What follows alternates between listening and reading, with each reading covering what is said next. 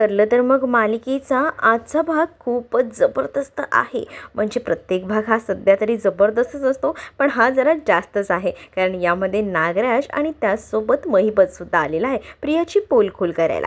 चला तर मग आजच्या आपल्या ह्या भागाला सुरुवात करूया. सगळ्यात आधी आपण पाहतो की इकडे प्रियाला समोरच वंदना जाधव येते आणि प्रियाच्या जोरात कानाखाली वाजवते. तेव्हाच प्रिया म्हणत असते की तुमची हिंमत कशी झाली माझ्या कानाखाली वाजवायची? म्हणजे कोणीही येईल आणि मला मारून जाईल का? हे असं चालणार नाही. त्याच वेळेला आता वंदना जाधवला असं काही दाखवत असते प्रिया की मी ओळखत नाही आहे. पण आता वंदना जाधव तिची खरी ओळख ना प्रियाला दाखवून देते आणि प्रियाला म्हणत असते की मी सोहम जाधवची आई वंदना जाधव. सोहम जाधव आठवल्यास का? ज्याला आयुष्यभरासाठी तू लुळापांगळा केलास, त्याचीच मी आई आहे असं देखील आता म्हटलं जातं. मग तेव्हा आता त्या सगळ्या गोष्टी सांगत असतानाच वंदना जाधव भूतकाळातील सगळ्या गोष्टींचा उल्लेख करतच या सगळ्या काही गोष्टी सांगत असते आणि तेव्हाच ती म्हणत असते की खरं तर माझ्या मुलावर खूप मोठा अन्याय झाला आणि त्या अन्यायातून त्याला बाहेर काढण्यासाठी मी अजूनही लढते आहे. तो कायमचा जागेवर आहे आणि माझा शाप तर हिला लागेलच. हिच्यामुळे हे सगळं शक्य झालेलं आहे आणि भूतकाळातील घटना ज्या आहेत त्या सगळ्या काही घटनांचा क्रम जो आहे तो आता सांगितला जातो आणि तो घटनांचा क्रम ऐकून ना आता मात्र सगळ्यांनाच धक्का बसतो आणि तेव्हा मात्र प्रिया म्हणत असते की हे सगळं खोटं आहे, उगाच बनवलेली कहाणी सांगू नका. त्याचबरोबर सायली म्हणत असते की हा शब्दनशब्द खरा आहे, काही गोष्टी खोट्या नाही आहेत.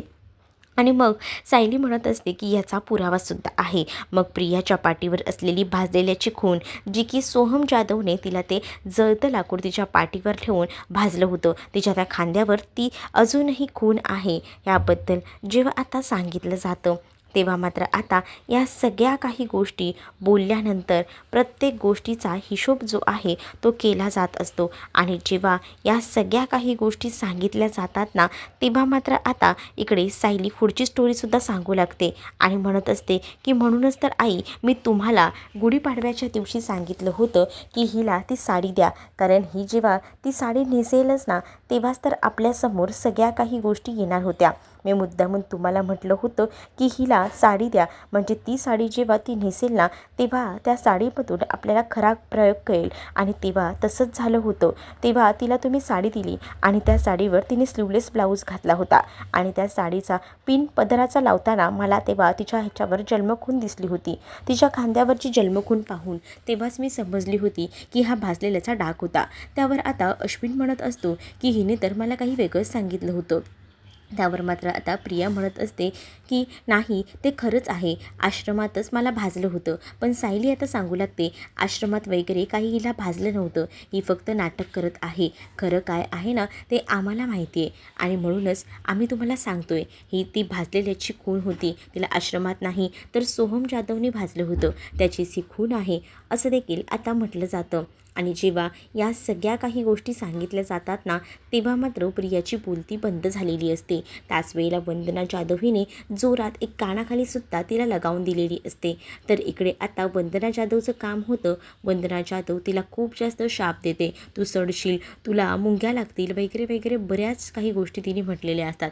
आणि एखादी आई असं बोलणं स्वाभाविकच आहे, कारण आहे ना तिच्या मुलामुळे तिला आतापर्यंत एवढा त्रास सहन करावा लागला आहे. हे सगळं काही ना या प्रियामुळे झाले. तिचा मुलगा कायमचा जागेवर बसला हे फक्त आणि फक्त तिच्यामुळेच आणि म्हणूनच प्रियाला ती खूप जास्त वेडेवाकडे शाप देते. मग दुसरीकडे आता प्रिया एवढं सगळं होऊन सुद्धा आता ती स्वतः किती पवित्र आहे, ती किती चांगली आहे हे दाखवायचा प्रयत्न करत असते. म्हणजेच ती आता सांगत असते की तुमचा काहीतरी गैरसमज होतोय, की दोघंही जण ना मला अडकवण्यासाठी कोणाही माणसाला समोर आणतायत आणि सगळ्या काही गोष्टी दाखवायचा प्रयत्न करतायत, पण हे सगळं काही खोटं आहे, तुम्ही माझ्यावर विश्वास ठेवा असंही आता प्रिया बोलत असते. पण आता प्रियावर कोणाचाही विश्वास नसतो, कारण प्रिया वरच्या वर नुसतं खोटं बोलत असते. त्याच वेळेला आता सायली म्हणत असते की तुला असं वाटत असेल की आता तुझ्यावर सगळीजणं विश्वास ठेवतील, पण हे असं नाही आहे. तुझ्यावर आता कोणीही विश्वास ठेवणार नाही, कारण तू तेवढी कामच केलेली आहेस. तुझं एक नाही गं, बरीच सत्य एक एक करून बाहेर येत आहेत. पण तेव्हासुद्धा प्रिया आता सायली आणि अर्जुनला नावं ठेवत असते आणि म्हणत असते की तुम्ही उगाचच ना मला बदनाम करायचं बघताय.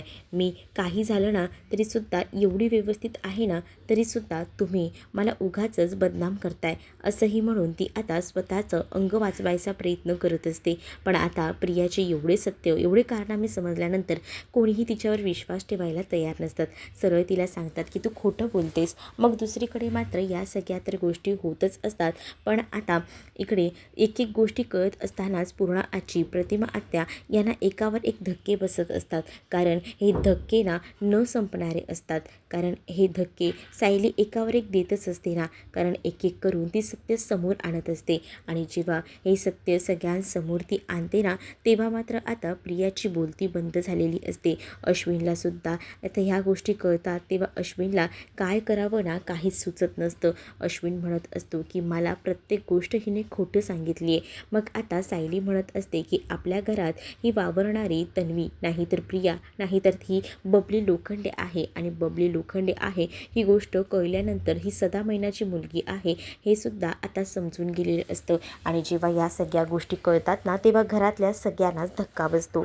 आणि तेव्हाच इथे प्रिया स्वतःचं कातडं वाचवायचा प्रयत्न करत म्हणत असते की नाही, हे तुमच्याशी खोटं बोलत आहेत, हे असं काहीच नाही आहे. मी खरंच आपल्या प्रतिमा आत्या आणि त्याचसोबत रविराजांची मुलगी आहे असं सांगायचा ती प्रयत्न करत असते. म्हणजेच ती आता सांगत असते की हे सगळं काही खोटं आहे. मग तेव्हाच ना या सगळ्या काही गोष्टी अशा नाही समजणार. मी तुम्हाला सांगते, हे सगळं काही तू जरी बोलत असशील ना खोटं आहे, तर DNA रिपोर्ट खोटं आहे हे सांगू शकत नाही. त्यावर रविराज म्हणतात की मी DNA रिपोर्ट केले होते, म्हणजे DNA टेस्ट तेव्हाच केल्या होत्या जेव्हा ही आली होती. आणि तेव्हा अर्जुन म्हणत असतो की सिनियर, तू DNA रिपोर्ट केले होते, पण DNA रिपोर्ट मॅच करण्याचं कामसुद्धा प्रियाला अगदीच हुबेहूब जमतं. एकदम चोख आहे त्या कामामध्ये ती. तुला माहिती आहे का, प्रतिमा आत्याची डेडबॉडी आपल्याकडे आली होती, त्यालासुद्धा या प्रियाचा ब्लड ग्रुप जो आहे तो मॅच होत होता.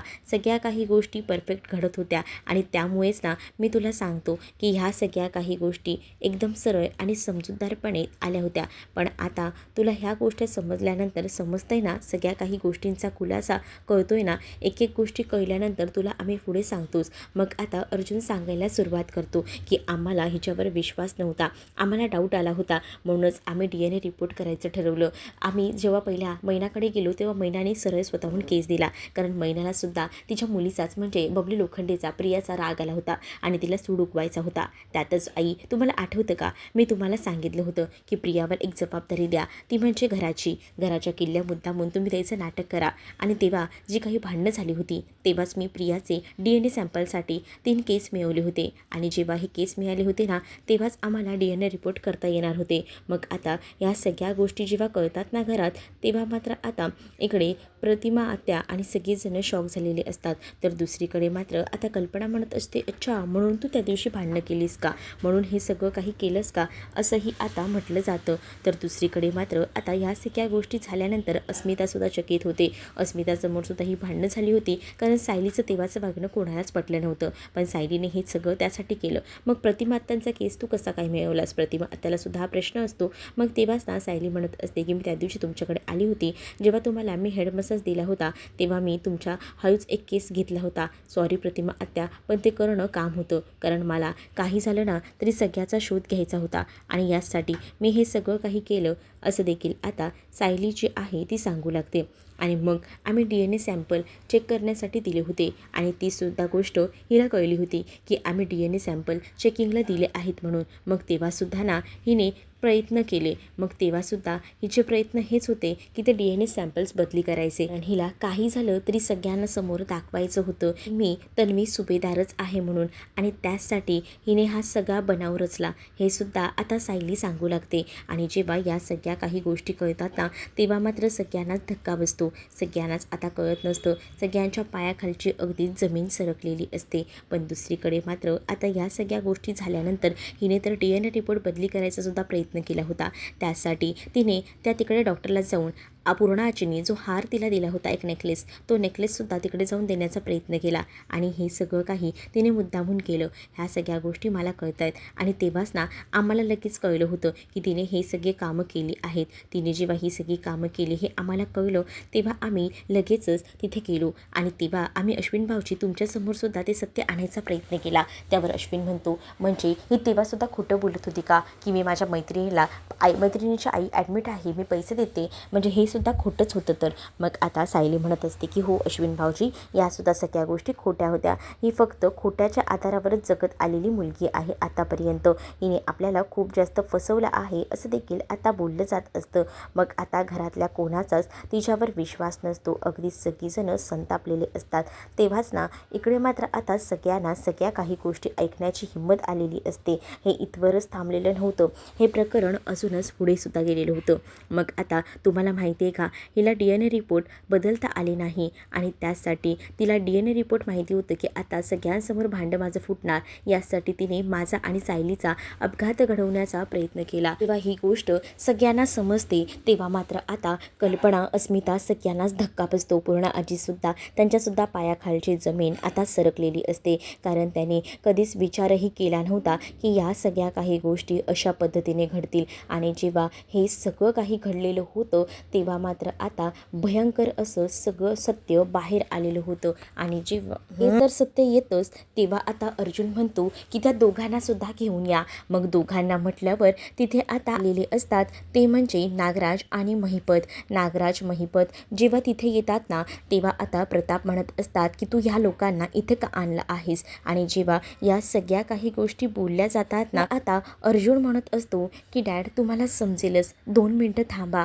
मग आता जेव्हा नागराज आणि त्याचसोबत तिथे आता महिपत येतात ना तेव्हा मात्र आता प्रियाची जी बोलती आहे ती बंद झालेली असते. प्रियाला सुचत नसतं की काय करावं ते. पण आता नागराज, महिपत जेव्हा येतात तेव्हा ते सांगू लागतात की आम्हाला खरं तर या सगळ्याबद्दल सांगितलेलं होतं, म्हणजेच आम्हालाच हिने सुपारी दिली होती अर्जुनला आणि सायलीला मारायची. या सगळ्या गोष्टी जेव्हा समोर येतात तेव्हा आता सगळीच जणं चकित होतात. म्हणजे ही पोलीस स्टेशनमध्ये जाऊन ह्यांना भेटायची आणि या सगळ्या गोष्टी समोर आलेल्या असतात. प्रिया मात्र आता मान खाली घालून बसलेली असते, कारण तिचं सगळंच भांडं आता फुटलेलं होतं. महिपत, नागराजने यावेळेला अर्जुन सायलीला साथ दिलेली होती. अर्जुन सायलीला पार ते सांगत सुद्धा होते की आम्ही तुला कधीच मारलं नसतं, हिने आमच्याकडे येऊन सुपारी दिली, आमच्याकडे रडली आणि आम्हाला म्हणाली की तुला आम्ही सोडवतो आणि त्याचसाठी आम्ही हे सगळं करायला तयार झालो. मग सायली अर्जुनला विचारतात सगळीजणं की तुम्हाला याबद्दल कसं काय कळलं. त्यावर अर्जुन पटवर्धन वकिलांबद्दल सांगू लागतो.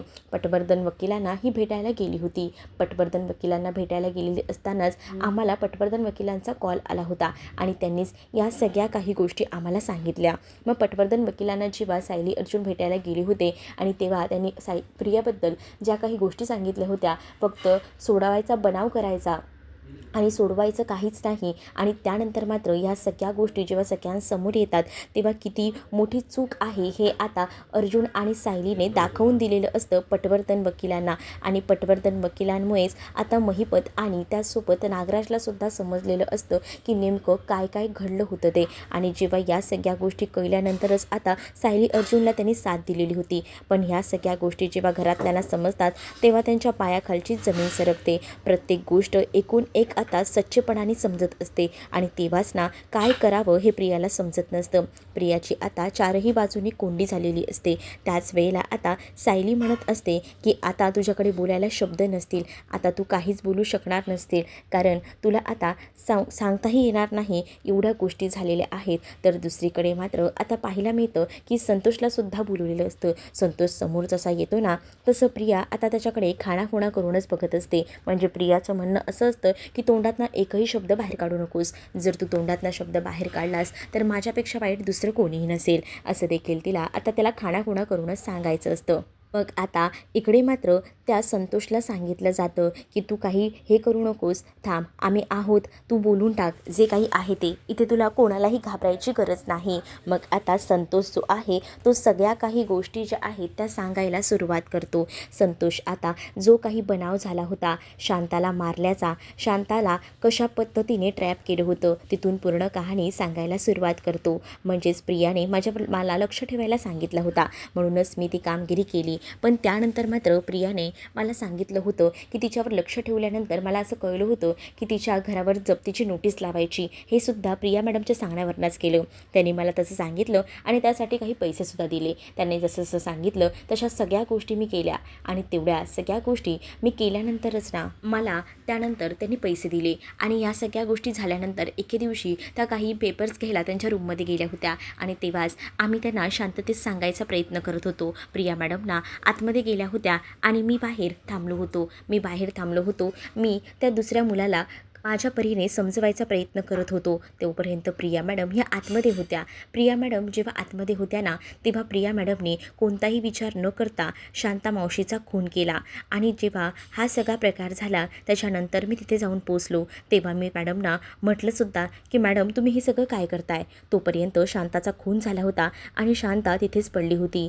जेव्हा आता हे सगळं काही ऐकल्यानंतर सगळ्यांनाच धक्का बसतो. म्हणजे आता ही मुलगी खुनीसुद्धा आहे हेही कळलेलं असतं. सगळीजण बसलेली असतात ती डायरेक्ट उठून उभी राहतात आणि इकडे तिकडे बघू लागतात. त्यांना आता समजत नसतं की एका खुनी मुलीसोबत आपण राहत आहोत.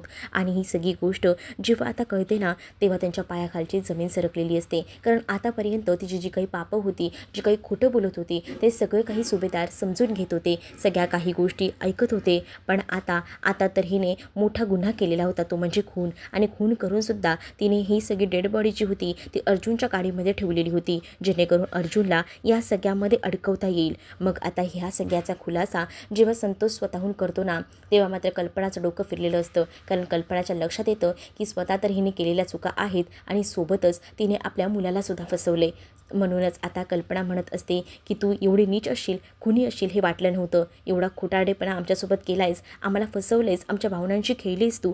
आणि आता तू माझ्या मुलालासुद्धा फसवत होतीस या सगळ्यात. आता अश्विनही भयंकर भडकलेला असतो, अश्विनही चिडलेला असतो. आणि अश्विन म्हणतो की तुला तर आता काय बोलू मी, मला लाज वाटते. पण तुला ना जराही वाटलं नाही का गं माझ्या भावालासुद्धा ह्या सगळ्यात अडकवलंस. पण दुसरीकडे मात्र आता नागराज पुढे येतो आणि नागराज म्हणत असतो की तुम्हा लोकांना वाटतं ना तितकी ही साधी नाही आहे, तुम्हाला माहीत नाही आहे, ही ना 10 फूट खाली जमिनीत गाडली गेलेली आहे आणि ही ना आमच्यापेक्षा वरचढ आहे. महिपतसुद्धा म्हणतो कारण आहे ना हिचे जी काही पापं आहेत ना ती अक्षम्य आहेत, हिला असं समजू नका, हलक्यात घेऊ नका, ही पार पोचलेली आहे असं देखील आता म्हटलं जात असतं. आणि जेव्हा या सगळ्या गोष्टी बोलल्या जात असतात ना तेव्हा प्रताप यांनासुद्धा धक्का बसतो. कारण ह्या सगळ्या गोष्टी दाखवल्यानंतर सगळ्यांना समजत नसतं की या मुलीला आता कोणती शिक्षा द्यायची. कारण या मुलीला शिक्षा देणंसुद्धा गरजेचं होतं.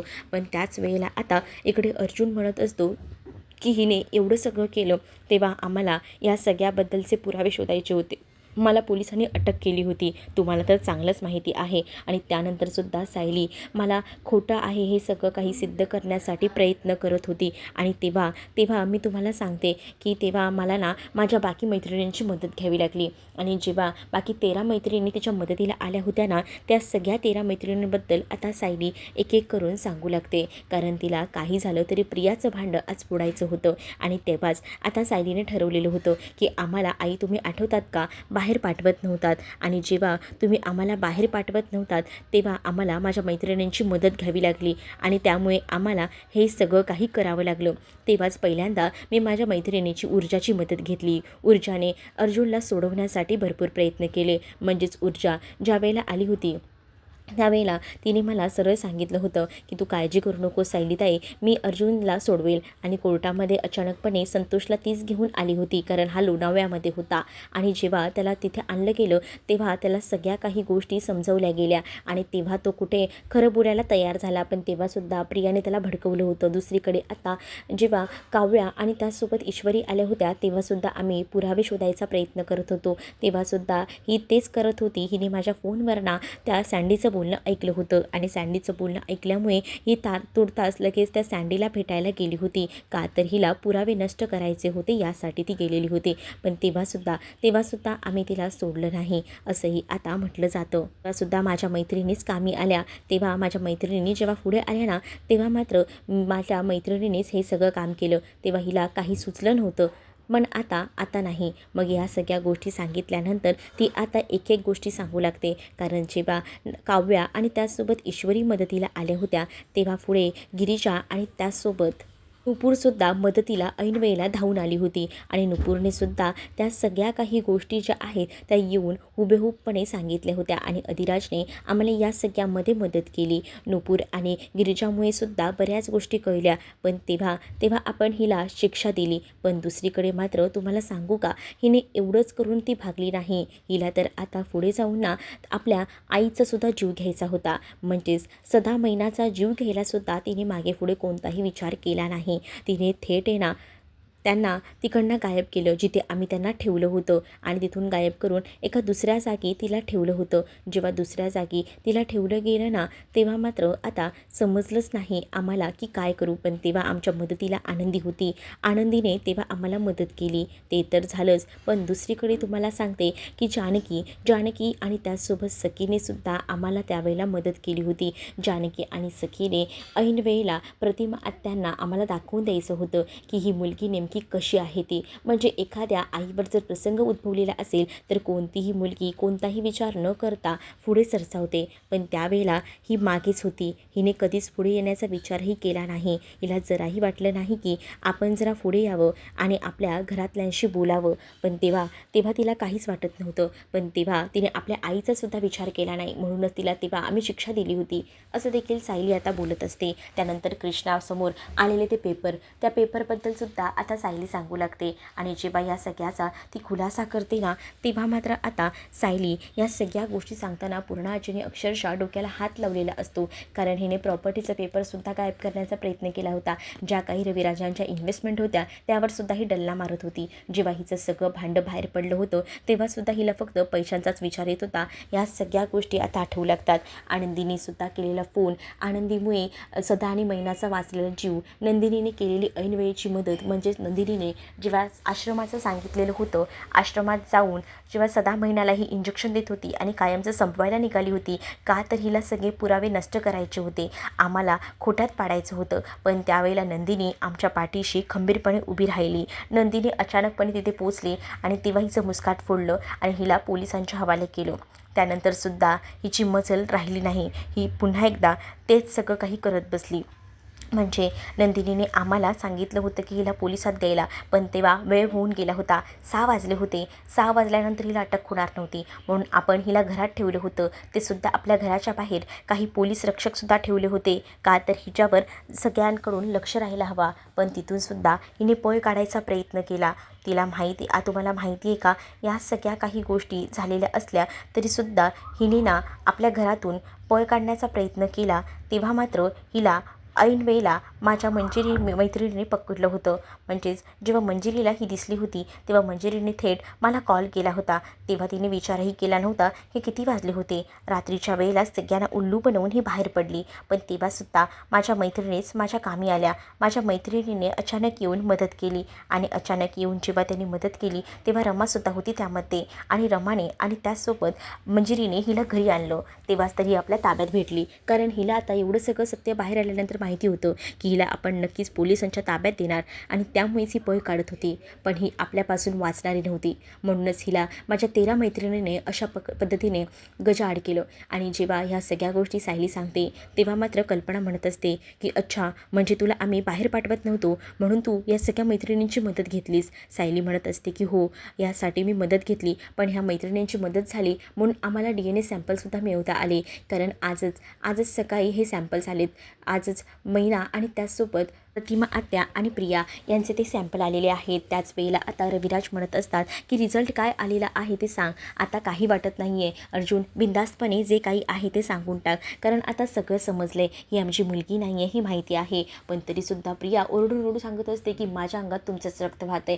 एवढं सगळं होऊन सुद्धा हे बिनलाजेगत हे सगळं काही बोलत असते. पण आता अर्जुन जेव्हा DNA रिपोर्ट्स बाहेर काढतो तेव्हा मात्र आता सगळ्यांसमोर सत्य येतं की ही यांची मुलगी नाही आहे. तर पुढील भागातमध्ये सुद्धा एक जबरदस्त असा ट्विस्ट आलेला आहे. तो म्हणजे आता नागराज आणि महिपतने जे काही कारनामे त्यांनी हिला घरात आणण्यासाठी केलेले होते, म्हणजे हिला घरात कसं आणलं, त्यासोबत तन्वी म्हणून कसं उभं केलं, या सगळ्याचा खुलासा आता नागराज आणि महिपत करू लागतात. आणि हे सगळं जेव्हा समजतं तेव्हा मात्र आता प्रतिमा ही मात्र कोलमडून गेलेली असते. तिला समजत नसतं, तिला आता त्रास होत असतो, कारण एवढे दिवस जी मुलगी आपली म्हणून आपण तिला घरात वावरत होतो, तिच्यासाठी सगळं काही करत होतो, तर ती आपली मुलगी नव्हतीच. हे जेव्हा आता एखाद्या आईला कळतं तेव्हा तिला त्रासच होणार असतो आणि तसाच त्रास प्रतिमाला होत असतो. तर तुम्हाला हा भाग कसा वाटला आहे हे नक्कीच मला कमेंटमध्ये सांगा. आणि अशाच नवनवीन भागांसाठी आपल्या चॅनललासुद्धा सबस्क्राईब करायला विसरू नका.